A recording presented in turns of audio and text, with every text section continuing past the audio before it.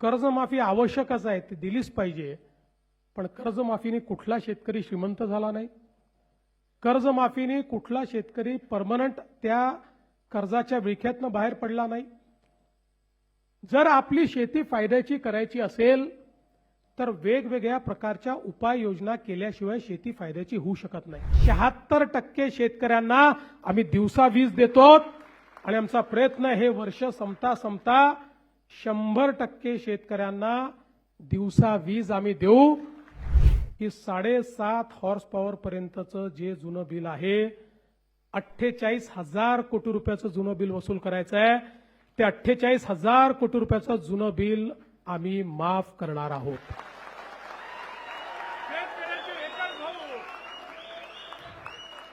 शेतीतल्या गायी कमी झाल्या, जनावरं कमी झाले आणि त्यातनं शेतीमध्ये ज्या नैसर्गिक गोष्टी जात होत्या त्या गोष्टी आता हळूहळू आपल्या जायला लागल्या. सगळं आपण रासायनिक वापरायला लागलो. खरं तर पहिल्यांदाच असं घडलं असेल की कर्जमाफीचा निर्णय कुठलीही निवडणूक डोळ्यासमोर नसताना घेण्यात आला. मागच्या निवडणुकीमध्ये आपल्या जाहीरनाम्यात शेतकऱ्यांना कर्जमाफी देण्याचं आश्वासन आपण दिलं होतं आणि त्यानंतर खूप चांगल्या पद्धतीनं संपूर्ण महाराष्ट्रामध्ये अभूतपूर्व अशा प्रकारचं यश आपल्याला मिळालं. त्यानंतर नगरपालिकेच्याही निवडणुका झाल्या, महानगरपालिकेच्याही झाल्या, जिल्हा परिषदेच्याही झाल्या. सगळ्या निवडणुकांमध्ये भारतीय जनता पार्टी आणि महायुतीला महाराष्ट्राच्या जनतेने भरभरून दिलं आणि न भूतो अशा प्रकारचं मॅन्डेट, अशा प्रकारचा विजय आपल्याला मिळाला. केवळ राजकीय विचार केला असता तर समोर आता कुठली निवडणूक उरलेली नाही. त्यामुळे आता पुन्हा 2029ला लोकांसमोर जायचं आहे. तर 29च्या जानेवारीत आपण कर्जमाफी करू अशा प्रकारचा राजकीय विचार आपल्याला करता आला असता. पण आपल्याकरता कर्जमाफी असेल, शेतकऱ्यांच्या हिताचे निर्णय असतील, हा कुठलाही निर्णय राजकारणाशी संबंधित नाहीये. राजकारण आपल्या जागी आहे, ते आपण करतो, ते करावंही लागेल. पण शेतकऱ्याचं हित बघत असताना कुठल्या गोष्टीमध्ये शेतकऱ्यांना कधी कुठला निर्णय हिताचा असेल याचा विचार करून तो निर्णय घेतला पाहिजे. आणि म्हणून अनेक लोकांना असं वाटत होतं की सरकार निर्णय करणार नाही, आपण आंदोलनं करू, आपलं दुकान चालू राहील, आपल्याला प्रसिद्धी मिळत राहील. परंतु त्यांना हे माहिती नव्हतं हे महायुतीचं सरकार आहे, हे शेतकऱ्यांच्या देवाभाऊचं सरकार आहे.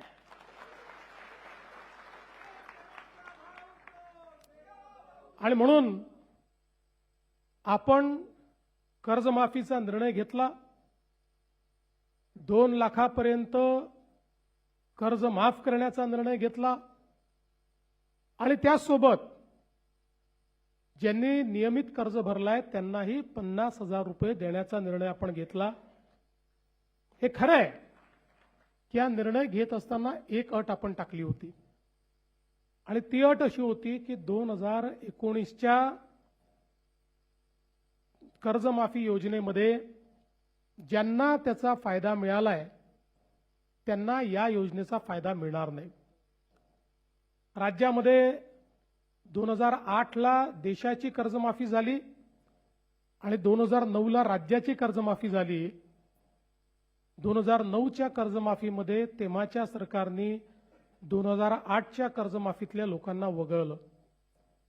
2017ला आपण कर्जमाफी केली, त्याही वेळी ज्यांना फायदा यापूर्वी मिळाला होता त्यांना आपण वगळलं. 2019ला कर्जमाफी झाली. 19च्या कर्जमाफीमध्ये तेव्हाच्या सरकारने, मगाशी कुटे साहेबांनी सांगितलं की 2017ला ज्यांना कर्जमाफी मिळाली होती त्या सगळ्यांना वगळण्याचा निर्णय घेतला. याच्या पाठीमागचं कारण काय आहे तर आत्ताही आपण कर्जमाफीच्या संदर्भात जी समिती तयार केली होती त्या समितीने आपल्याला अहवाल देताना हे सांगितलं की याचा फायनान्शियल इम्पॅक्ट मोठा नाही, 3-4 हजार कोटी रुपयेच लागतील, परंतु आपल्याकडची जी बँकिंग सिस्टीम आहे, बँकांची जी व्यवस्था आहे, जर कर्ज भरण्याची सवय ही सुटली किंवा अनेक वेळा सवय सुटत नाही, पण शेतकऱ्यांना असं वाटतं की आपण भरून टाकले आणि कर्जमाफी झाली तर आपल्याला काय मिळणार, आणि म्हणून या भीतीपोटी अनेक वेळा शेतकरी त्या ठिकाणी कर्ज भरत नाहीत आणि मग नंतर दोन्हीकडनं अडचणीत येतात. आणि म्हणून साधारणपणे लगतच्या कर्जमाफीतल्या लोकांना पुन्हा डिफॉल्ट झाला असेल तर कर्जमाफी देऊ नये अशा प्रकारचा निर्णय आपल्या समितीने दिला होता. तरीही ज्यावेळेस मी बघितलं की अशा प्रकारचे शेतकरी किती, तर लक्षात आलं की 12 लाख शेतकरी आहेत.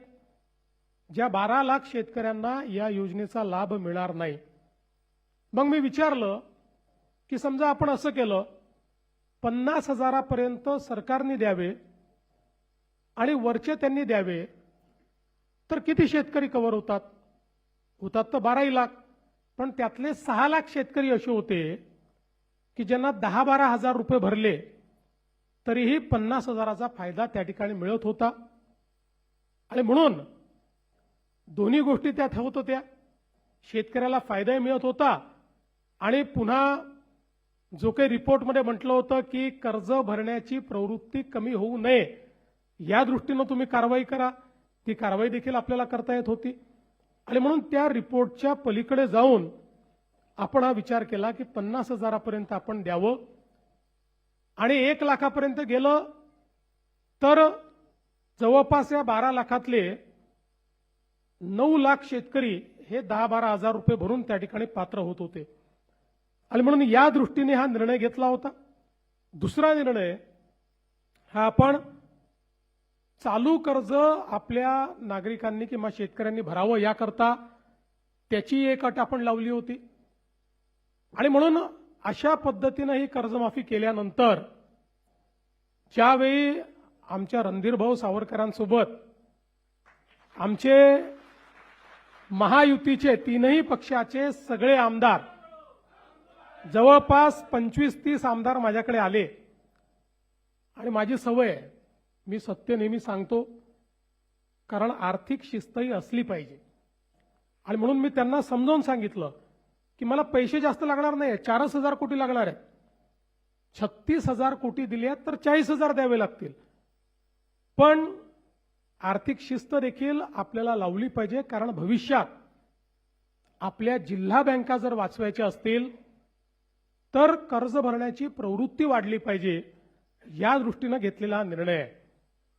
पण आलेल्या सगळ्या आमदारांनी मला त्या ठिकाणी सांगितलं की तुमचं आर्थिकदृष्ट्या किती बरोबर असेल तरी देखील हे जे शेतकरी बाहेर राहत आहेत त्या शेतकऱ्यांच्या मनामध्ये नेहमीच हे राहील की 56 लाखाला दिलं आणि आम्हाला मात्र सोडून दिलं. त्यामुळे तुम्ही हा निर्णय बदलवा. आणि मग त्या सगळ्यांचा आग्रह मला योग्य वाटला. मी आमच्या सगळ्या नेत्यांची चर्चा केली आणि त्या ठिकाणी निर्णय केला की यावेळी ही अट काढून टाकू आणि सरसकट 2 लाखापर्यंत सगळ्यांना कर्जमाफी देऊ. त्यामुळे आता जे 19च्या योजनेतही पात्र होते पण नंतर डिफॉल्टमध्ये गेले तेही 12 लाख शेतकरी याच्यामध्ये पूर्णपणे एकही पैसा त्यांना भरण्याची आवश्यकता नाही. दुसरं महत्त्वाचं आपण केलं, ज्याचा उल्लेख कुटे साहेबांनी केला होता, की उद्योगजींच्या कर्जमाफीमध्ये 2,01,000 रुपया एवढं जरी तुमचं कर्ज झालं तरी तुम्हाला एकही पैसा मिळाला नाही, एकही नाही. आम्ही म्हटलं असं नाही. एकतर आपले 80% शेतकरी अल्पभूधारक आहेत, त्यामुळे ते 2 लाखाच्या आतले आहेत. जे 2 लाखाच्या वरचे आहेत त्यांनाही संधी मिळाली पाहिजे या दृष्टीनं आम्ही सांगितलं की 2 लाखाच्या वरचे पैसे तुम्ही भरा, 2 लाखापर्यंत पैसे आम्ही भरतो, म्हणजे तुम्हालाही त्याचा फायदा मिळेल. अशा पद्धतीनं त्यांनाही फायदा दिला. आणि अर्थात दुसरी गोष्ट जी आमच्या या शिष्टमंडळाने मला सांगितली ती मला एका मिनिटात पटली. त्यांनी माझाच विषय माझ्यावर उलटवला. ते म्हणाले तुम्हीच घोषित केलाय अल निनोचं वर्ष आहे. मग अल निनोच्या वर्षामध्ये जर शेतकऱ्यांवर संकट आहे तर अशा वेळी तुम्ही जर चालू वर्षाचे पैसे भरा असं त्यांना सांगितलं तर शेतकऱ्यांवर हे नवीन संकट तुम्ही करताय. मी म्हटलं तुमचं म्हणणं बरोबर आहे. तात्काळ तीही अट आपण काढून टाकली. त्यामुळे आता ज्यांना 50,000 रुपये प्रोत्साहनपर मिळणार आहेत त्यांनी जे 26-27 लगतचे जे मागचे 3 वर्ष आहेत त्या 3 वर्षातल्या कुठल्याही 2 वर्षामध्ये त्यांनी जर त्या ठिकाणी पैसे भरलेले असतील तर त्यांनाही 50,000 रुपये प्रोत्साहन देण्याचा निर्णय आपण घेतला आहे. खरं म्हणजे शेतकरी बंधू भगिनींनो, आपण जर बघितलं तर कर्जमाफी हा काही अंतिम उपाय नाहीये. आपण विचार करा, जर राज्यामध्ये शेतकऱ्यांना 7 ते 8 वर्षात 3 वेळा कर्जमाफी द्यावी लागत असेल तर कुठेतरी आपल्या शेतीसमोरचे प्रश्न फार गंभीर आहेत. आणि म्हणून मी नेहमी सांगतो कर्जमाफी आवश्यकच आहे, ती दिलीच पाहिजे. पण कर्जमाफीने कुठला शेतकरी श्रीमंत झाला नाही. कर्जमाफीने कुठला शेतकरी परमनंट त्या कर्जाच्या विळख्यातनं बाहेर पडला नाही. जर आपली शेती फायद्याची करायची असेल तर वेगवेगळ्या प्रकारच्या उपाययोजना केल्याशिवाय शेती फायद्याची होऊ शकत नाही. आज आपण बघा इंडस्ट्रीत नवनवीन तंत्रज्ञान येतं आणि त्या तंत्रज्ञानामुळे ती इंडस्ट्री फायद्यामध्ये जाते. जर एखाद्या उद्योगाने ठरवलं की मी नवीन तंत्रज्ञान आणणारच नाही तर तो उद्योग बंद पडतो. दुसरा कोणीतरी तंत्रज्ञान आणतो आणि त्या उद्योगाच्या पुढे जातो. आमच्या शेतीचं क्षेत्र देखील असं आहे की या क्षेत्रामध्ये जर आपण नवीन पद्धती आणल्या नाहीत, या शेतीमध्ये आपण नवीन तंत्रज्ञान आणलं नाही तर शेती फायद्याची होऊ शकत नाही. आणि मग या सगळ्या नवीन गोष्टी करण्याकरता अडचण काय आहे? ती अडचण आहे गुंतवणुकीची. ज्या शेतकऱ्याकडे जो अल्पभूधारक शेतकरी आहे, या अल्पभूधारक शेतकऱ्याला गुंतवणूक त्यांनी करायची कशी? गुंतवणुकीकरता त्याला पैसे येतील कुठनं? तो जेमतेम पीक कर्ज काढतोय आणि तेही कर्ज जर परत करू शकत नाहीये तर मग गुंतवणूक तो करेल कशी? आणि म्हणून 2014 नंतर मोठ्या प्रमाणात आपण शेती क्षेत्राला रिलीफ आणि रिहॅबिलिटेशन म्हणजे मदत आणि पुनर्वसनचं क्षेत्र नाही, ते तर करावंच लागतं. पाऊस आला तर, अतिवृष्टी झाली तर, अवर्षण झालं तर, वाहून गेली तर, सगळ्या गोष्टीत ते तर करावंच लागतं. पण केवळ तितक्यापुरतं मर्यादित ठेवायचं नाही. शेती क्षेत्रामध्ये गुंतवणूक करायची आपण निर्णय घेतला. मग जलयुक्त शिवार असेल, मागेल त्याला शेततळं असेल, मागेल त्याला सिंचन विहीर असेल, मागे त्याला ठिबक असेल. तुम्ही आठवा 2014 पूर्वीची परिस्थिती तुम्ही आठवा. मी देखील जवळपास 10 वर्ष माझ्याकडे ग्रामीण क्षेत्र होतं मी आमदार असताना. नंतर मग माझं शहरी क्षेत्र झालं. पंचायत समितीत आम्ही बसायचो, काहीतरी इष्टांक आलेला असायचा आणि मग ते पंचायत समितीचे सभापती, सदस्य आणि आमदार मिळून आम्ही वाटायचो. 4 तुझ्याकडे, 2 तुझ्याकडे, 4 तुझ्याकडे, 5 तुझ्याकडे. आणि त्या वाटणीतही आम्ही एवढं खुश असायचो की जणू काय शेतकऱ्याला आपण दिलेला आहे अशा पद्धतीची बंदरबाट आपण करायचो. मी सांगितलं की पद्धतीच दूर झाली पाहिजे आणि मग सगळ्या गोष्टी मागेल त्याला, ज्याला आवश्यकता त्याने मागावं, आपण त्याला देऊ, अशा पद्धतीनं मागेल त्याला शेततळ्यांची योजना आपण आणली. महाराष्ट्रामध्ये लाखो शेततळी आपण तयार केली. आज तुम्ही बघा, म्हणजे आम्हाला संधी मिळते अनेक वेळा हेलिकॉप्टरमधून जाण्याची, अलीकडच्या काळात मी वापरत नाहीये, पण अनेक जिल्हे असे आहेत आणि मराठवाड्यातले देखील अनेक जिल्हे असे आहेत की जे कोरडे जिल्हे आहेत, पण तुम्ही वरून जर बघितलं ना तर प्रत्येक शेतात शेततळ तुम्हाला भेटतं. आणि ते विचारा कधी झालेलं आहे? हे मागेल त्याला शेततळ्याच्या आपल्या योजनेत झालेलं आहे. आज जे काही पाणी आहे ते आपण साठवू शकतो. आणि मग आताच्या परिस्थितीत अल निनोमध्ये कुठेतरी 5, 7, 8 जुलैला भरपूर पाऊस येतो आणि त्याच्यानंतर 25 जुलैपर्यंत पाऊस गायब होतो. अशा परिस्थितीमध्ये जर पिकावर ताण पडला तर त्या पिकाला पाणी द्यायचं कुठनं? त्याकरता ही शेततळी आहेत, त्याकरता प्रोटेक्टिव्ह इरिगेशन करता ही कामी येत आहेत. आज परिणाम असा झाला, आम्ही साधारणपणे ज्या ठिकाणी जलयुक्त शिवारची कामं आपण केली, जलसंधारणाची कामं केली, त्या गावांचं ज्यावेळेस ऑडिट केलं, त्या ऑडिटमध्ये असं लक्षात आलं की अनेक गावं अशी होती की जी एका पिकावर होती, ती आज 3-3 पिकं घेऊन राहिली आहेत.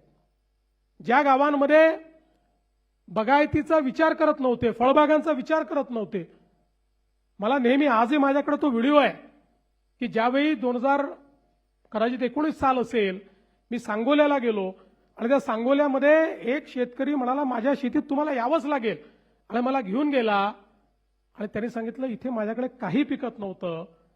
आज जलयुक्त शिवारनंतर ऍपल बेर त्यांनी पिकवणं चालू केलं आणि म्हणाला यावर्षी 25 लाख रुपयाचे ऍपल बेर मी त्या ठिकाणी विकेल. त्यामुळे शेतीमध्ये आणि शेतीच्या क्षेत्रात गुंतवणूक आपण सुरू केली. पूर्वीच्या काळामध्ये लोकांना ड्रिप इरिगेशन करता, ठिबक सिंचनाकरता वाट पाहावी लागायची. आम्ही सांगितलं ऑनलाईन अप्लाय करा, ऑनलाईन अर्ज करा आणि ऑनलाईनच तुमच्या खात्यात पैसे जातील. आताही जे मामा सांगत होते की काही बॅकलॉग राहिला होता तोही आम्ही पूर्ण करतोय. आणि जेवढे अर्ज आले, 5 लाख अर्ज आले तर 5 लाख अर्ज आम्ही स्वीकृत करणं सुरू केलं. ट्रॅक्टरची मागणी जेवढी आली आम्ही स्वीकृत केली. इतक्या मोठ्या प्रमाणात हळूहळू हे यांत्रिकीकरण आपण सुरू केलं. आणि महत्वाचं यातलं काय आहे तर आज आपल्याला आपल्या शेतीमध्ये जर परिवर्तन करायचं असेल, गुंतवणुकीची क्षमता बघा, जागतिक बाजारपेठ झाली आहे. आता शेतमालाचा भाव हा कुठलं राज्य ठरवत नाही, कुठला देश ठरवत नाही, जागतिक बाजारपेठ ठरवते. त्यामुळे त्या जागतिक बाजारपेठेमध्ये जर आपल्याला त्या ठिकाणी आपल्या शेतमालाचा भाव घेऊन फायदा करायचा असेल तर उत्पादन खर्च कमी करावा लागेल. उत्पादन खर्च कमी करायचा असेल, उत्पादकता वाढवावी लागेल. उत्पादकता वाढेल तेव्हाच उत्पादन खर्च कमी होईल. आणि मग अशा सगळ्या गोष्टींकरता आता ज्याच्याकडे 1 एकर शेती आहे, 2 एकर शेती आहे, त्याची गुंतवणुकीची ताकद किती आहे? आणि म्हणून आपण गटशेतीची योजना सुरू केली. मला असं वाटतं की महाराष्ट्रामध्ये पुढच्या 2 ते 3 वर्षामध्ये 50,000 गट जर आपण तयार केले तर या गटांची क्षमता जी आहे, आणि सरकार सगळ्या योजना गटाला देत आहे. मागच्या वेळेस तर आपण 1 कोटी रुपयापर्यंतच्या योजना गटांना दिल्या, तर या गटाची गुंतवणुकीची क्षमता वाढते. या गटांना जे काही निविष्ठा खरेदी करावे लागतात त्याची किंमत कमी होते.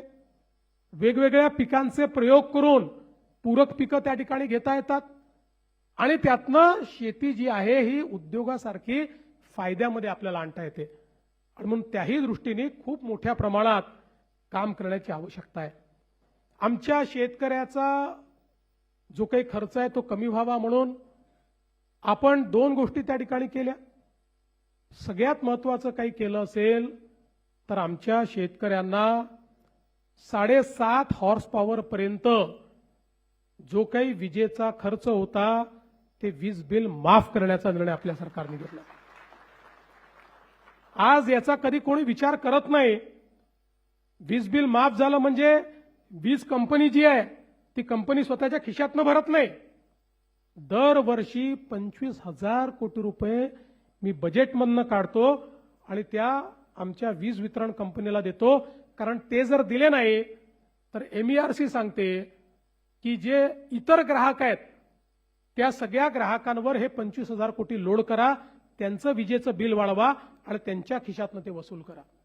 आणि म्हणून दरवर्षी 25,000 कोटी रुपये हे आपण वीज बिल माफीच्या पोटी देतो. आणि मला हेही सांगताना आनंद वाटतो की याच महाराष्ट्राने जवळपास महाराष्ट्रातल्या शेतकऱ्याला आपल्याला माहिती आहे अर्धे दिवस सकाळी वीज, अर्धे दिवस रात्री वीज. इतक्या मोठ्या प्रमाणात रात्रीची वीज आल्यानंतर शेतकऱ्याला काय अडचणी त्या ठिकाणी सहन कराव्या लागतात आपल्याला माहिती आहे. आपण सौर कृषी वाहिनी आणि सौर पंप अशा 2 योजना आणल्या. मला सांगताना अभिमान वाटतो की जे आम्ही सांगितलं आज राज्यातल्या 76% शेतकऱ्यांना आम्ही दिवसा वीज देतो आणि आमचा प्रयत्न हे वर्ष संपता संपता 100% शेतकऱ्यांना दिवसा वीज आम्ही देऊ आणि 8 तास आम्ही देतो. 10 तास द्यायचे, नंतर 12 तास द्यायचंय. दिवसा 12 तास आमच्या शेतकऱ्यांना त्या ठिकाणी मोफत वीज देण्याचा निर्णय आम्ही करतो. आणि आता याच्याही पेक्षा एक अजून चांगला निर्णय जो आज मी जाहीर करणार आहे. आपल्याला कल्पना आहे की 7.5 हॉर्स पॉवर पर्यंत आता तुम्हाला बिल येत नाही, पण तुमच्या प्रत्येकाच्या नावाने जुनं बिल आहे. प्रत्येकाच्या नावाने आहे, ते खात्यात आहे, लिहून ठेवलं आहे. कधीतरी वसुलीला येऊ शकतं आणि कुठलंही दुसरं कनेक्शन घ्यायचं झालं तर तो लाईनमन चेक करतो, तुमच्यावर तर आहे जुनं बिल, मिळत नाही तुम्हाला.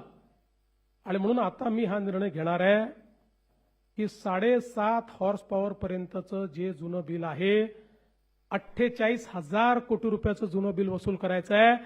ते 48,000 कोटी रुपयाचं जुनं बिल आम्ही माफ करणार आहोत.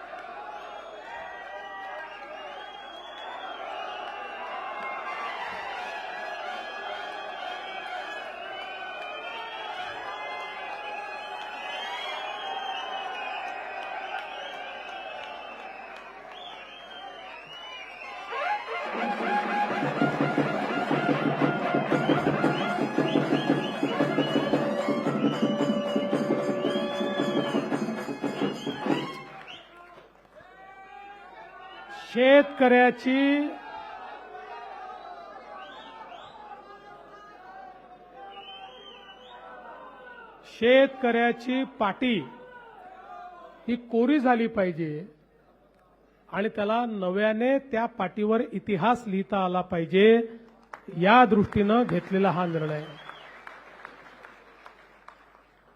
आज खरं म्हणजे एकीकडे शेती क्षेत्रातली गुंतवणूक आपण किती वाढवली आहे. माननीय मोदीजींच्या नेतृत्वामध्ये केंद्र सरकार आणि राज्य सरकार मिळून यावर्षी शेती क्षेत्राला विविध योजनांच्या माध्यमातून कुटे साहेब आपण जो पैसा देतोय तो 95,000 कोटी रुपये आहे. कर्जमाफीच्या व्यतिरिक्त, कर्जमाफीचा पैसा नाही, 95,000 कोटी रुपये आपण देतो. मोठ्या प्रमाणात ही गुंतवणूक आपण वाढवतो. आपला प्रयत्न आहे की हे क्षेत्र हळूहळू सस्टेनेबल झालं पाहिजे आणि म्हणून एक एक गोष्ट जी आपण करतोय आता शेती क्षेत्रामध्ये आपण एआयचा वापर चालू केलाय. कारण आपल्याला जर उत्पादन खर्च कमी करायचा असेल तर आज आपण इस्रायलची शेती बघितली तर इस्रायलच्या शेतीमध्ये फर्टिगेशन आहे, ठिबक सिंचन आहे, पण त्या ठिबक सिंचनामध्ये फर्टिगेशन आहे. जे काही त्या ठिकाणी द्यावं लागतं ते सगळं त्या ठिबकच्या माध्यमातून जात असताना कंप्लीट ऑटोमेशन असल्यामुळे जेवढं सीसी गेलं पाहिजे, आपण तर अंदाजे करतोय सगळ्या गोष्टी, अंदाजे जेवढं सीसी गेलं पाहिजे तेवढंच ते जातं, त्यापेक्षा जास्त जात नाही. त्याचा परिणाम काय होतो? जमीन चांगली राहते. त्याचा परिणाम काय होतो? खर्च कमी होतो आणि वाढीला त्याचा फायदा होतो. त्यामुळे अशा पद्धतीचे जे काही विषय आहेत ते आपल्याला हळूहळू न्यावे लागतील. आणि शेतीमध्ये जे काही आपण वापरतो, आज रासायनिक खतांमुळे आपल्या शेतीची अवस्था ही वाईट होते आणि म्हणून त्याचा वापर कसा कमी करायचा. आज आपण जे काही आपलं त्या ठिकाणी दुसरं खातं ॲनिमल हजबंडरीचं, त्या खात्यामध्ये देखील खूप मोठ्या प्रमाणात काम चालू केलेलं आहे. कारण आपल्याला कल्पना आहे की आपल्या शेतीतल्या गायी कमी झाल्या, जनावरं कमी झाले आणि त्यातनं शेतीमध्ये ज्या नैसर्गिक गोष्टी जात होत्या त्या गोष्टी आता हळूहळू आपल्या जायला लागल्या. सगळं आपण रासायनिक वापरायला लागलो आणि म्हणून पुन्हा एकदा नैसर्गिक शेतीकडे जाण्याकरता त्या ठिकाणी आपला प्रयत्न आहे की पशुसंवर्धन दुग्ध व्यवसाय विकास विभागाच्या माध्यमातून मोठ्या प्रमाणात योजना आणून आपल्या देशी गायींचं संवर्धन झालं पाहिजे आणि देशी गायींच्या माध्यमातनं आज इतके चांगले प्रयोग झाले आहेत. आज जीवामृत असेल किंवा इतर पद्धती असतील की ज्यामुळे अतिशय कमी खर्चामध्ये गोमूत्र असेल, शेण असेल, गूळ असेल, हळद असेल, अनेक गोष्टी त्याचं मिश्रण करून आणि त्या ठिकाणी ज्या प्रकारे आमच्या शेतीमध्ये आज त्यांनी उत्पादकता वाढते, ती कमी होत नाही आहे, असे वेगवेगळे प्रयोग हे आपल्याला करावे लागतील आणि त्यातनं आपल्या जमिनीची जी उर्वरा क्षमता आहे, जी उत्पादन क्षमता आहे, ही क्षमता देखील त्या ठिकाणी आपल्याला पुन्हा एकदा परत आणावी लागेल, ती वाढवावी लागेल. या सगळ्या गोष्टी येत्या काळामध्ये करण्याचा आपला प्रयत्न आहे आणि म्हणून गुंतवणुकीच्या मॉडेलकडे आपण सगळे लोक या ठिकाणी जाण्याचा प्रयत्न करतो. खरं म्हणजे मी कधी फार सांगत नाही, पण मीही शेतकऱ्याचाच मुलगा आहे. माझ्या घरी वडिलोपार्जित शेती आहे. माझे वडील स्वतः शेतकरी होते.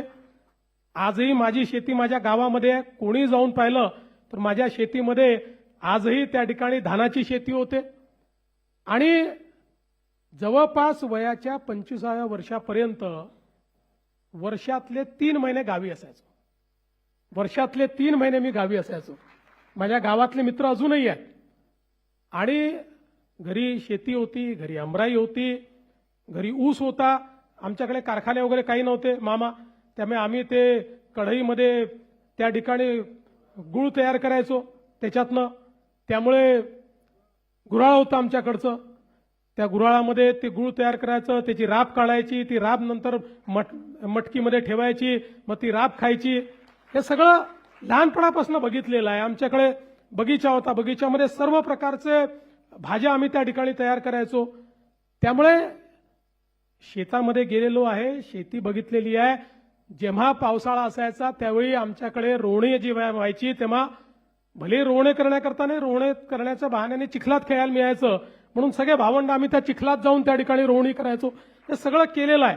त्यामुळे एखाद्या रूममध्ये बसून निर्णय घेणारा मी नाही आहे. हे सगळं जवळून बघितलेलं आहे. शेती मातीशी संबंध आमचाही आहे. फक्त आम्ही कधी फार ते सांगत फिरत नाही की बाबा आमचा खूप संबंध आहे. त्यामुळे अनेक वेळा लोकांना असं वाटतं की शहरातनं निवडून येतं त्यांना काही समजतं का नाही समजत. महत्वाचं एवढंच आहे की जोपर्यंत शेतीची अर्थव्यवस्था ही आपण योग्य करणार नाही, जोपर्यंत त्या अर्थव्यवस्थेमध्ये आमूलाग्र बदल आपण घडवणार नाही, जोपर्यंत केवळ शेती नाही तर शेतीच्या नंतर त्याचं प्रोसेसिंग आहे, त्याला योग्य मार्केट मिळवून देणं आहे, त्याचं ब्रँडिंग आहे, या गोष्टी जोपर्यंत आपण करत नाही. आणि म्हणूनच मागच्या काळामध्ये मुख्यमंत्री असताना मी त्या ठिकाणी 2 योजना सुरू केल्या. पहिली नानाजी देशमुख कृषी समृद्धी योजना, वर्ल्ड बँकेकडनं आज ती योजना चाललेली आहे 5,000 कोटी रुपयाची, की ज्या योजनेमध्ये आज जलसंधारणापासून तर व्हॅल्यू चेनपर्यंत सगळ्या गोष्टी विदर्भ आणि मराठवाड्याच्या या जिल्ह्यांमध्ये चाललेल्या आहेत, काही उत्तर महाराष्ट्रातल्या जिल्ह्यात चालले आहेत. आणि दुसरी आपण जी योजना स्मार्टची आणि मॅग्नेटची केली, की ज्या योजनेमध्ये आपला प्रयत्न आहे 10,000 गावांमध्ये आपली जी प्राथमिक सोसायटी आहे त्या सोसायटीला ॲग्री बिझनेस सोसायटीमध्ये परिवर्तित करायचं, त्याला प्रशिक्षित करायचं आणि संपूर्ण जी चेन आहे, गोडाऊन असेल, कोल्ड चेन असेल, अशी जी कंप्लीट चेन आपल्याला करावी लागते की ज्याच्यामुळे शेतकऱ्यांना होल्डिंग करता आलं पाहिजे. आज शेतकऱ्यांचा प्रश्न हाच आहे, आपण हमीभाव देतो, हमीभावाने खरेदी पण भरपूर करतो, पण आपल्याला माहिती आहे की जसं कापूस आहे, कापसामध्ये खेळा खरेदी होते, त्या ठिकाणी जाऊन शेतीमध्ये खरेदी होऊन जाते. त्या शेतकऱ्याला लगेच काहीतरी समोरचं पाहिजे असतं, म्हणजे लग्न आहे घरी, काहीतरी सण आहे, त्यामुळे मिळेल त्या भावात तो आलेल्या व्यापाऱ्याला विकून टाकतो आणि मग हमी भावाचा फायदा त्याला मिळत नाही. आणि म्हणून हमी भावाची विक्री होतपर्यंत त्याला ते योग्य ठिकाणी ठेवताही आलं पाहिजे आणि त्याच्यावर त्याला तारणही मिळालं पाहिजे, जेणेकरून त्याला कुठलंही त्यातनं अडचण येणार नाही. अशा प्रकारची व्यवस्था ही आपल्या प्राथमिक सोसायट्यांच्या माध्यमातूनच कशी उभी करता येईल याचं काम आज आपण जवळपास 10,000 गावांमध्ये करतो आणि पुढेही आपल्याला हे काम जवळजवळ सगळ्या गावांमध्ये करायचं आहे. ही सगळी अर्थव्यवस्था बदलण्याचं काम हे आपल्याला निश्चितपणे या ठिकाणी करायचं आहे. आणि मला विश्वास आहे की आज जरी आपला शेतकरी अडचणीत आहे आणि मला हे दिसतंय की आपण जर फोकस काम केलं तर आज शेतकऱ्याला मदत करावी लागते. फोकस पद्धतीने काम केलं तर आजपासून 5, 7, 10 वर्षानंतर शेतकरी तुमच्या दारात येणार नाही, शेतकऱ्याला तुम्हाला मदत करावी लागणार नाही. आज आमचा फोकस हा शेतीसोबत इतक्या मोठ्या प्रमाणात उद्योगावर आहे. हा का आमचा उद्योगावर आहे? याचं कारण असं आहे की एकीकडे हळूहळू शेती क्षेत्रातला रोजगार कमी होणार आहे. तो याकरता कमी होणार आहे की पूर्वी असं होतं, शेत मोठं होतं, 4 मुलं हो का 6 मुलं हो सगळे शेतीवर जायचे. आता ती परिस्थिती नाही आहे आणि हळूहळू शेतमजुरांची संख्याही थोडी कमी व्हायला लागली आहे.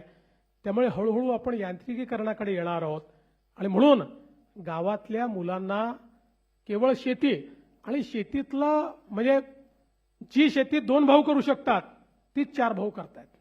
त्यामुळे उरलेल्या 2 भावांचे जे श्रम आहेत त्याला पैसे मिळत नाही आहेत आणि म्हणून त्याला उद्योगाची जर जोड दिली तर उद्योगाच्या माध्यमातून समजा 2 भाऊ उद्योगात गेले आणि 2 भाऊ शेतीत राहिले तर तिथलं अर्थकारण जे आहे ते पूर्णपणे बदलेल.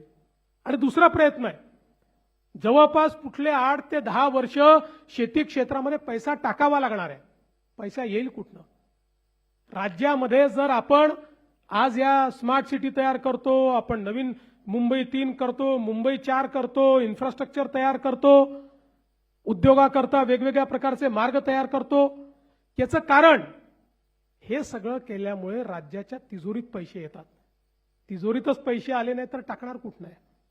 आज ज्यावेळेस शेतकऱ्यांना 40,000 कोटी रुपयाची कर्जमाफी आपल्याला द्यावी लागते त्यावेळी लक्षात घ्या, एक रस्ता बनवायचा असेल तर बँक आम्हाला कर्ज देते, पण शेतकऱ्याच्या कर्जमाफी करता आम्हाला कर्ज मिळत नाही. ते आपल्याला 4 खर्च कमी करावे लागतात आणि राज्याच्या बजेटमधनं ते द्यावे लागतात. आणि म्हणून राज्याचं बजेट जर मोठं झालं नाही, राज्याच्या तिजोरीत पैसे आले नाही तर शेतकऱ्याचं कल्याण करणार कसं? आणि म्हणून आपला प्रयत्न आहे की एकीकडे शेती क्षेत्रातली गुंतवणूक वाढवायची आणि दुसरीकडे उद्योगाचं क्षेत्र आणि सेवा क्षेत्र या 2 क्षेत्रांमध्ये मोठ्या प्रमाणात गुंतवणूक आणायची. ती गुंतवणूक आणली की त्यातनं टॅक्सच्या रूपानं पैसा तिजोरीत येतो.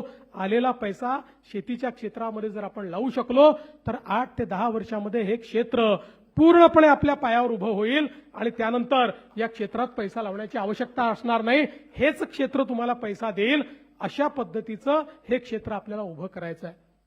आणि म्हणून आज ज्या वेगवेगळ्या उपाययोजना आपण करतोय त्याच्यामध्ये सगळ्यात महत्वाची आपली उपाययोजना आहे ती आपला नदी जोड प्रकल्प. या महाराष्ट्रातला 52% भाग हा अवर्षण प्रवण आहे. 52% भागामध्ये आपल्याला पाहिजे त्या प्रमाणात पाऊस होत नाही. केवळ 48% भागामध्ये होतो. त्या 52% भागामध्ये जिथे कधी ना कधी दुष्काळ पडत असतो. आता या वर्षीचं अल निनोचं संकट आहे, या संकटाचा सामना आपल्याला करावा लागेल. आणि म्हणून एकीकडे 52% भाग अवर्षण प्रवण आहे आणि दुसरीकडे तो विदर्भाचा भाग असो का कोकणाचा भाग असो, या ठिकाणी 200 TMC पाणी हे समुद्रात वाहून चाललेलं आहे. त्या पाण्याचा उपयोग होत नाही. आणि म्हणून आपण हा निर्णय केला की आपल्याला हे वाहून जाणारं जे पाणी आहे हे आता तुटीच्या खोऱ्यामध्ये आणलं पाहिजे. आपलं गोदावरीचं जे खोरं आहे, ज्या खोऱ्यावर जवळपास 50% महाराष्ट्रातली शेती आणि महाराष्ट्रातलं पाणी अवलंबून आहे, ते तुटीचं खोरं आहे. तापीचं खोरं जे उत्तर महाराष्ट्रातलं आहे ते आपलं तुटीचं खोरं आहे. या खोऱ्यांमध्ये हे पाणी आलं पाहिजे. आणि म्हणून आपण ज्या योजना तयार केल्या, वैनगंगा नळगंगा सारखी योजना, की ज्या योजनेमध्ये 450 किलोमीटरची नवीन नदीच आपण तयार करतो, ज्यामध्ये समुद्रात वाहून जाणारं 70-80 TMC पाणी हे आपण भंडाऱ्याच्या खालून त्या ठिकाणी उसळणार आणि ते पाणी बुलढाण्यापर्यंत आपण आणणार. आणि याच्यामध्ये जवळपास 24 नवीन धरणं आणि 16 जुन्या धरणांची उंची वाढवणं, अशा पद्धतीनं 40 वॉटर स्ट्रक्चर तयार होतील. विदर्भामध्ये एकही जिल्हा एकही तालुका दुष्काळात कधीच राहणार नाही अशा पद्धतीचं हे काम आपण करतोय. हे आता अंतिम टप्प्यात आलंय. ईश्वराचा आशीर्वाद असला तर याच वर्षी हे काम तयार करू. दुसरं, दरवर्षी सातारा सांगलीला पावसामुळे त्या ठिकाणी पूर येतो आणि इतकं पुराचं पाणी म्हणजे महाराष्ट्र, कर्नाटक, आंध्र सगळ्यांच्या हिश्श्याचं पाणी गेल्यानंतरही 200 टीएमसी पाणी हे वाहून जातं आणि ते आपल्याकडे पुरात येतं आणि दरवर्षीचा पूर आहे.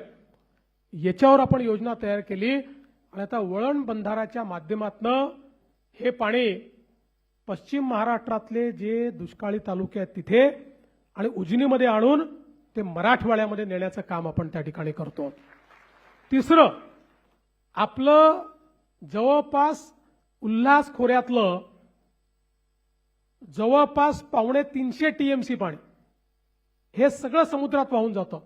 आपल्याला ईश्वराने सह्याद्री दिलाय, पश्चिमी घाट दिलेला आहे. या पश्चिमी घाटातनं ज्या नद्या आहेत, पश्चिमेला वाहणाऱ्या नद्या आहेत, या नद्यांचं पाणी आपल्याला मिळत नाही, ते थेट समुद्रात जातं. हे सगळं समुद्रात जाणारं पाणी उचलायचं आणि उचलून वेगवेगळ्या स्ट्रक्चरच्या माध्यमातून ते गोदावरीच्या खोऱ्यात आणायचं, काही तापीच्या खोऱ्यामध्ये आणायचं आणि त्या माध्यमातून उत्तर महाराष्ट्र आणि मराठवाडा हा पूर्णपणे दुष्काळमुक्त करायचा. अशा पद्धतीचं काम आपण हातामध्ये घेतलं. लोकांना वाटायचं, मी ज्यावेळेस 2014-15 साली म्हणायचो की हे केवळ भाषणात आहे, हे होऊ शकत नाही, पण मी जीवनात हे शिकलो आहे की स्वप्न पाहायचे आणि स्वप्न पूर्ण करायचे. केवळ स्वप्न पाहून चालत नाही. ज्यावेळेस समृद्धी महामार्गाचं स्वप्न बघितलं त्यावेळेसही लोकांनी वेड्यात काढलं होतं. होणार कसं, पैसा येणार कुठनं. आज एक समृद्धी महामार्ग नाही, असे अनेक मार्ग आपण तयार करतो. आज आपण जवळपास या महाराष्ट्रामध्ये जी कामं सुरू आहेत ती 6 लाख कोटीची आहेत आणि जी सुरू करणार आहोत ती अजून 6 लाख कोटीची आहेत. आता या ज्या लिंक्स आहेत या सगळ्या लिंक्स मिळून जवळपास 2.5 लाख कोटी रुपये त्याकरता लागणार आहेत. लोक विचारतात येतील कुठनं. मी म्हटलं बघत राहा, येतील.